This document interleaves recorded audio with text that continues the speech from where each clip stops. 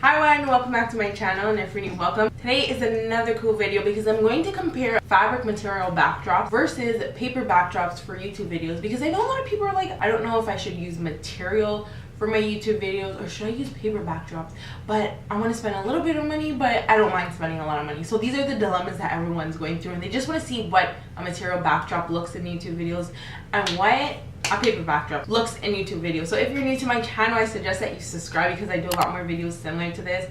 And if you're new or you're a returning subscriber, make sure you turn on the notification bells. Like, I'm going to emphasize this because I really want you all to be the first one to know when I upload. So when that alert comes to your phone or to your desktop computer, I want you to be like, hey, Annesha Allen's uploaded. So definitely turn on the notification bell, okay? Anyways, I'm so excited to do this comparison. I think it will be very useful for a lot of people, okay? Let's get started. Okay, so this backdrop that I'm using right now is fabric. It probably gives away at the side right here. This backdrop that I have right now is a bed sheet that I put up on my wall. I use a few thumbtacks and I pinned them all onto the wall. Now with fabric material, you have to pin the material onto the wall very tight. You have to stretch it, pin it, stretch it, pin it. And that's going to give less wrinkles in the fabric material. Now, a second thing that you're going to have to do with the fabric material is iron it or steam it. I am just ironing it, as you can tell. And I'm just making sure all the creases and lines come out of it because, of course, my material was folded. However, for storage, if you have a rack at your house, you can definitely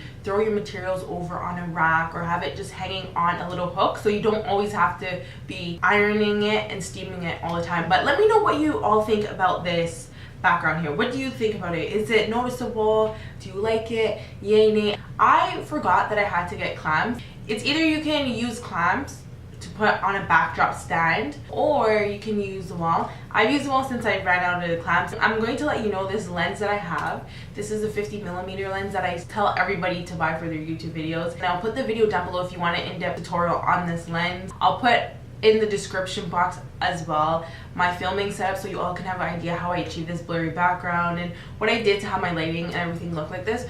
But they're simple things, super affordable. I definitely recommend everybody buying this lens. Everyone buying this lens, because it's going to make a big difference, especially if you're using material backdrops. Now, if you don't have this lens and you don't have a lens that really blurs out the background, again, as I tell you, you can stay away from the background, be very far from the background, but without this lens or without a lens that's blurry, it's going to be very difficult to take away that material-like look. I try to take away the material-like look by staying away from the backdrop, and I kind of achieved it. When it's not blurred out and you're so close to the background, you're going to see all the lines.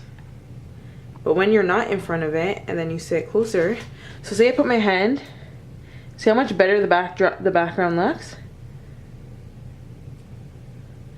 So the closer you are up to the camera, the more blurrier the background is, and you can barely tell that I'm actually using fabric material. Well, basically a bed sheet. I'm not going to lie. But as you can see, with me being very back from the backdrop, you can see the lines over on this side. I can use another thumbtack and pin the side over on this side right here, but I don't have any more thumbtacks, and I use 1, 2, 3, 4, 5. I use 5 thumbtacks for this, okay? I don't know how many clamps you would need or how it would look on a backdrop, but I would probably be around the same amount as well. So I definitely recommend you all staying far away from your background whenever you're using fabric material. But here's the first comparison, and I don't really want to stay long on this comparison, so let's move on to the second and last one. Okay, so this is a backdrop option. My paper backdrops out there, very specific with this, and yeah, this is how it looks. So for my paper backdrops, I put on a backdrop stand, and you can buy the backdrop paper and the backdrop stand from Amazon or any online retailer. I bought my paper backdrop in store. So if you're from Canada, you can buy your backdrops from Henry's. Now, the backdrop was around $50. And yes, it's much more higher priced than fabric material backdrop. But I just want you all to see how this backdrop looks in comparison to the fabric material backdrop. Number one, I still have the same lighting as how I did with the fabric material backdrop. It's all the same lighting, but it looks so different, and I think that's another reason, that's another thing that comes with backdrops. So this is how it looks. What do you all think? Comment down below. Do you like the backdrop? Okay, so my opinion, would I choose a material backdrop or paper backdrop. Now I would choose for my YouTube videos paper backdrop. The reason for paper backdrops is because it's more convenient and it's easier. And when it comes to my lifestyle, I really try to go for things that are very convenient, easy, on the go, because I just don't have all that time to be ironing a material backdrop. With the paper backdrop, all I would have to do, if any of the parts got a little wrinkled or stepped on or has anything on it, I would just have to scroll down the backdrop. Or some people cut the backdrop and throw away the unusable parts of the backdrop. Now with material, you're going to have to iron all the time, you're going to have to stretch out the fabric, you're going to have to use thumbtacks, you're getting holes in your wall. If you're not using a backdrop stand, you're getting holes in your wall, and I don't really like holes in my wall. I feel like it makes the wall look really bad after a while, so I try to avoid that. And that's why I will pay the price for paper backdrops, because it comes with that easy convenience that I like.